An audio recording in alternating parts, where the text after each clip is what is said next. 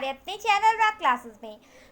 Student, आज हम पढ़ेंगे क्लास 12 का जो 100 मार्क्स का इंग्लिश है उसके first chapter Indian civilization and culture के सारे ऑब्जेक्टिव क्वेश्चन को। तो आपको वीडियो लास्ट तक देखना है ताकि क्या हो, आपका एक भी क्वेश्चन मिस ना हो, क्योंकि हर एक क्वेश्चन आपके लिए इंपॉर्टेंट हो सकता है। तो हमारा जो फर्स्ट क्वेश्चन आपके स्क्रीन पे दिख रहा है कि our ancestors discussed us from technology, morality, spirituality या लग्जरियस एंड प्लेजर। मतलब हमारे जो पूर्वज थे, एंसेस्टर्स थे, उन्होंने हमें दूर रखा किन चीज़ों से। तो आप देखो, टेक्नोलॉजी है हमारे पास ऑप्शन में, मोरालिटी है, स्पिरिचुअलिटी है या फिर लग्जरियस एंड प्लेजर। तो सही आंसर क्या हो जाएगा? ऑप्शन नंबर डी हो जाएगा। उन्होंने हमें सुख सुविधा यानी भोग विलास की जो चीज़ें होती है उनसे दूर रखा था। ठीक है। फिर है the autobiography of Gandhi ji is, मतलब आपसे पूछ रहा है कि महात्मा गांधी की क्या है जो ऑटोबायोग्राफी है वो क्या है। ऑप्शन में है our country, Indian civilization, the truth and non violence and my experiment with truth. तो देखिए, इसका जो सही आंसर क्या हो जाएगा, मैंने आपको चैप्टर पढ़ाते वक्त बता दिया था कि महात्मा गांधी का जो ऑटोबायोग्राफी है उसका नाम है माई एक्सपेरिमेंट विद ट्रुथ। तो सही आंसर हमारा आपको मिल गया। फिर आप देखो, आगे हम बढ़ते हैं कि luxurious and pleasure don't make a man, मतलब वो क्या नहीं कर सकता, इंसान को क्या नहीं बना सकता है, सुख सुविधा। तो आप देखो, सिविलाइज्ड मतलब सभ्य, ग्रीडी मतलब लालची, सैड मतलब दुखी और हैप्पी मतलब खुश। तो सही आंसर क्या हो जाएगा? ऑप्शन नंबर डी हो जाएगा, हैप्पी। ये जो सुख सुविधा होती है ना, वो इंसान को खुश नहीं बना सकती है, क्योंकि मैंने आपको पढ़ाया था कि खुशी क्या है, बहुत हद तक एक मानसिक स्थिति है। तो ऐसे में क्या है, आपको कितनी भी चीज़ें मिल जाए, अगर आप मेंटली खुश नहीं होगे, साथ नहीं होगे, तो आपको खुशी नहीं मिलेगी। इसलिए यहाँ पे ये लाइन कहा गया है। फिर आप देखो, गांधी जी वेंट टू चंपारण इन, मतलब आपको बताना है, मैंने आपको बताया था कि महात्मा गांधी क्या किए थे, चंपारण आए थे। बिहार के चंपारण में एक सत्याग्रह चलाए थे, जिसमें क्या हुआ ना, यहाँ के किसानों को अंग्रेज क्या करते थे कि इनसे नील की खेती करवाया करते थे। तो ऐसे में जो बिहार के किसान थे, उन्होंने महात्मा गांधी से मदद मांगी और उन्होंने यहाँ एक सत्याग्रह चलाया। तो वही पूछ रहा है कि वो कब आए थे चंपारण में, बिहार में।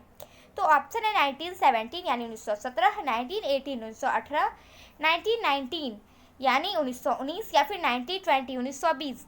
तो सही आंसर क्या हो जाएगा? ऑप्शन नंबर ए हो जाएगा, 1917। ठीक है, 1917 में महात्मा गांधी बिहार आए थे। फिर है Who were satisfied with small village, मतलब छोटे से गांव में कौन खुश थे? अमेरिकन, जर्मन, आवर एंसेस्टर्स या नन ऑफ दिस। तो आपको बिल्कुल हिंट हो गया होगा कि आंसर क्या है, our ancestors. Option number C हो जाएगा। जो हमारे पूर्वज थे ना, वो छोटे से गांव में खुश थे, क्योंकि उनको ऐसा लगता था, और बिल्कुल सही बात भी, कि शहर क्या है, प्रलोभन का एक जाल है, वहाँ पे खुशी नहीं मिलती है। वहाँ पे क्या किया जाता है कि गरीब लोगों को अमीरों द्वारा लूटा जाता है, वहाँ पे वेश्यावृत्ति होती है और बहुत सारी बुराइयाँ होती है। इसलिए उन्होंने गाँवों को ही अच्छा माना था और वहाँ पे वो खुश रहते थे। फिर एक क्वेश्चन हमारे पास कि I am no hater of the, मतलब मैं क्या हूँ कि उसका विरोधी नहीं हूँ। किसका? तो साइंस का, नॉर्थ का, वेस्ट का या इन्वेंशंस का। तो अब देखो, महात्मा गांधी ने क्या कहा था कि मैं किसका विरोधी नहीं हूँ, तो वेस्ट, जो वेस्टर्नाइज लोग हैं, ठीक है, जो पश्चिमी लोग हैं, पश्चिम सभ्यता के लोग हैं, उनके विरोधी नहीं थे महात्मा गांधी। लेकिन क्या है कि उनका जो तौर तरीका है वो इन्हें पसंद नहीं आता था। तो ये हमारा आंसर आपको मिल गया।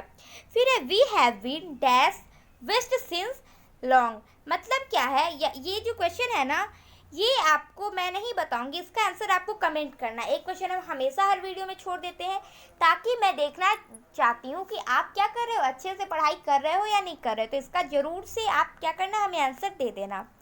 फिर देखो, हम क्वेश्चन पे आते हैं कि in the midst of all this India remains dash and that is her glory. तो आप देखो कि इन सभी के बीच क्या है, भारत क्या है, डैश रहा, और जो इसकी खूबसूरती है, तो ये है हमारे पास प्रोग्रेस्ड, ठीक है, एडल्ट्रेटेड, हिंड्रेंस या इमोवेबल। तो मैंने आपको बताया था कि इन सभी के बीच क्या है, भारत अचल रहा था, इमोवेबल। ऑप्शन नंबर डी हमारा सही हो जाएगा। मतलब हमने बताया था कि किस तरह क्या कर रहे हैं, सभी देश विकास कर रहे हैं और इतनी तेजी से विकास कर रहे हैं ना कि कितनों को क्या हुआ कि अब उनका अस्तित्व ही खत्म हो गया है। तो फिर भी क्या है, इन सभी के बीच भारत अचल रहा और वो जिस पोजीशन पे पहले था आज तक वो उसी तरह है। उनकी सिविलाइजेशन को कुछ नहीं हुआ है, उनके कल्चर को कुछ बदलाव नहीं आया है। तो ये हमने पढ़ लिया था। फिर है फ्राहुज वर रूलर ऑफ एंशियंट डैश, मतलब फ्राहुज यानी जो फिरौन थे, इनके बारे में मैंने आपको बताया था। तो यही हमसे पूछ रहा है कि ये कहाँ के रूलर थे, यानी कहाँ के शासक थे। तो ऑप्शन आप देख लो, अमेरिका, रसिया, सीरिया या इजिप्ट। तो आप देखो इसका जो सही आंसर होगा वो हो जाएगा इजिप्ट, यानी ये मिस्र के शासक थे फ्राहुज। फिर आप देखो नेक्स्ट क्वेश्चन कि plain living and high thinking is the motto of dash philosopher, मतलब ये जो साधारण जीवन और उच्च विचार है ये किनका सिद्धांत है। ऑप्शन है हमारे पास इंडियन, अमेरिकन, वेस्टर्न या सीरियन, मतलब कहाँ के वो फिलोसफर है। तो सही आंसर क्या हो जाएगा, ऑप्शन नंबर सी वेस्टर्न। ये एक पश्चिमी फिलोसफर थे जिन्होंने कहा था कि हमें क्या करना चाहिए, जीवन बिल्कुल साधारण तरीके से जीना चाहिए लेकिन जो विचार है उसे उच्च रखना चाहिए। फिर है dash verse near and a useless embraces, मतलब क्या है कि ये बेवजह का जाल क्या है। ऑप्शन में है लार्ज सिटी, विलेज, स्वराज या मेटरलिज्म। मतलब आप देखो मैंने आपको बताया था कि जो बड़े शहर होते हैं, लार्ज सिटीज़ होती है, वो क्या है कि एक जाल होता है प्रलोभन का जो लोगों में क्या करता है, उसको अपनी तरफ अट्रैक्ट कर लेता है, लेकिन फिर वहाँ वैश्यावृत्ति होती है, बहुत सारी बुराइयाँ होती है। इस कारण हमारे जो पूर्वज है ना, उन्होंने लार्ज सिटी को अच्छा नहीं माना था। ठीक है। फिर है क्वेश्चन कि mind is a dash bird, और ये आप देखो कि हर तरह के क्वेश्चन में ये पूछा जा रहा है, आपको बिल्कुल अच्छे से याद होगा आई थिंक। तो इसका सही आंसर क्या हो जाएगा, बिल्कुल हमें ऑप्शन भी देखने की जरूरत नहीं है, ऑप्शन नंबर डी हो जाएगा रेस्टलेस, मतलब माइंड एक बेचैन पक्षी है, रेस्टलेस बर्ड है। मतलब आप देखो मैंने आपको अच्छे से मन के बारे में बताया था कि मन क्या क्या होता है ना कि वो सभी दिशाओं में उड़ना चाहता है, मतलब बहुत बेचैन पक्षी होता है, इसे पता ही नहीं होता कि ये किस दिशा में जा रहा है। तो ये हमारा आंसर हो गया। और अगर आपने सब्जेक्टिव वाला वीडियो नहीं देखा है तो वो हमारे डिस्क्रिप्शन में आपको लिंक मिल जाएगा, वो आप देख लेना। और चैप्टर नहीं पढ़ा है तो वो भी सारा आपको मिल जाएगा, फिर आपको कोई भी अलग से कोई भी वीडियो आपको देखने की ज़रूरत तक ना पड़ेगी। तो ठीक है, आप अच्छे से पढ़ लेना। फिर देखो हमारा जो क्वेश्चन है कि the Gujarati equivalent for Indian civilization mean, Indian ये सिर्फ सिविलाइजेशन मीन, मतलब क्या है कि गुजराती में सिविलाइजेशन का क्या मतलब होता है। ऑप्शन है गुड कंडक्ट, कल्चर, ह्यूमैनिटी या ट्रुथ। तो देखो इसका जो सही आंसर होगा ना, मैंने आपको बताया था पढ़ाते वक्त ही कि ऑप्शन नंबर ए हो जाएगा गुड कंडक्ट। मतलब क्या होता है कि गुजराती में सिविलाइजेशन का मतलब अच्छे आचरण से किया जाता है, गुड कंडक्ट से किया जाता है। फिर ये क्वेश्चन है कि gibbon is associated with dash. तो ऑप्शन है हमारे पास इटली, ग्रीक, जर्मनी या इजिप्ट। तो देखो इसका जो सही आंसर होगा ना वो भी हो जाएगा ऑप्शन नंबर ए इटली। मतलब जो इटली है ना वो गिबन से रिलेटेड है। महात्मा गांधी ने एक बार आपको बताया है चैप्टर में एक जगह कि क्या है किस तरह सीरियन आए चले गए, इजिप्ट के लोग आए चले गए, मतलब सबकी सभ्यता खत्म हो गई। अब आप दुनिया में चारों तरफ इन चीज़ों को खोजोगे, जो गिबन का इटली था, जो ग्रीक था, जो इजिप्ट था, अब इसकी सभ्यता आपको उतने वर्चस्वशील नजर नहीं आएगी। तो यहीं से ये लाइन लिया गया है। फिर आप देखो Indian civilization is compare to, मतलब जो भारतीय सभ्यता है वो किससे कंपेयर की गई है। ऑप्शन है वेस्टर्न, ईस्टर्न, अमेरिकन या अफ्रीकन। तो सही आंसर क्या हो जाएगा, ऑप्शन नंबर ए हो जाएगा वेस्टर्न, यानी जो भारत की सभ्यता है ना, ये जो चैप्टर है इंडियन सिविलाइजेशन एंड कल्चर, ये पश्चिमी सभ्यता से कंपेयर करती है। तो सही आंसर हमारा ये हो जाएगा। ठीक है। फिर आप देखो civilization is the mode of conduct which points out man dash dash, मतलब क्या है कि जो भारत की सभ्यता है, जो सभ्यता होती है ना, वो क्या करती है, इंसान को क्या चीज़ दिखलाती है, ठीक है, क्या पॉइंट आउट करती है। तो आप देखो मैंने आपको अच्छे से बताया था। ऑप्शन पहले देख लेते हैं, performance, path of duty, culture या मोडालिटी।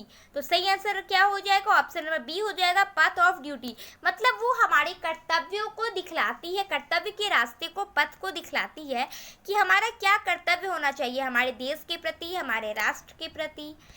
ठीक है, तो ये सभ्यता करती है। Mahatma Gandhi was assassinated by dash, मतलब महात्मा गांधी का मैंने आपको बताया था कि उनका जो डेथ था ना वो नेचुरल डेथ नहीं था, मतलब उनकी हत्या कर दी गई थी, गोली मार दी गई थी उन्हें। तो वही यहाँ पे पूछ रहा है कि उनकी हत्या किसने की थी। तो ऑप्शन मेरे पास कि मोहम्मद अली जिन्ना, नाथूराम गोडसे, बी आर अम्बेडकर या जाकिर हुसैन। तो देखो इसका जो सही आंसर होगा वो हो जाएगा option number B, Nathuram Godse. इन्होंने क्या की थी, महात्मा गांधी की हत्या कर दी गई थी। और कब की गई थी, तो आप देखो 30 जनवरी 1948 को, ठीक है, 30 जनवरी 1948 को इनकी हत्या कर दी गई थी। ये एक स्पीच देने जा रहे थे और वहीं पे क्या है, रास्ते में इनकी हत्या हो गई थी। फिर देखो, Bapu used dash and dash as the chief weapons against the British rule, मतलब जो महात्मा गांधी थे वो ब्रिटिशर्स के खिलाफ क्या कौन से हथियार का यूज करते थे। और ऑप्शन है हमारे पास ट्रुथ, नन वायलेंस, बोथ या नन ऑफ दिस। तो इसका सही आंसर क्या हो जाएगा, मैंने आपको बहुत बार बताया है कि ट्रुथ यानी सच्चाई और नन वायलेंस यानी अहिंसा। महात्मा गांधी ने इन्हीं दोनों के दम पर, इन्हीं दोनों के प्रयोग से क्या की थी कि भारत को आज़ाद दिलाई थी, ठीक है, आज़ादी दिलाई थी। तो ये उनका क्या है, चीफ वेपन था, मतलब हथियार था। ठीक है, हम बढ़ते लास्ट क्वेश्चन की तरफ से कि इंडियन सिविलाइजेशन इज एन, मतलब ये जो हमारा चैप्टर है वो क्या है, स्टोरी, पोयम, इससे या नन ऑफ दिस। तो आपको ये बिल्कुल अच्छे से रट लेना है कि जो हमारा ये चैप्टर है ना ये एक इससे है, निबंध है। और किन के द्वारा लिखा गया है, तो महात्मा गांधी के द्वारा लिखा गया है। और फिर से मैं रिपीट कर दे रही हूँ कि अगर आपको इस चैप्टर से रिलेटेड अगर कोई भी सब्जेक्टिव क्वेश्चन के चाहिए, आपको ये चैप्टर के वीडियोस चाहिए, सारा का लिंक आपको डिस्क्रिप्शन में मिल जाएगा, तो आप वहाँ से पढ़ लेना। अगर पढ़ लियो तो बहुत अच्छी बात है, तो नेक्स्ट चैप्टर का पढ़ लेना। और इसी तरह घर पे रह के पढ़ते ही रहिए, टाइम वेस्ट करने से कोई फ़ायदा नहीं है, क्योंकि एग्ज़ाम में बहुत जल्दी आ जाता है, एग्ज़ाम आते में टाइम पता ही नहीं चलता है। तो इसलिए पढ़ते रहिए, ख्याल रखिएगा, टेक केयर, बाय बाय।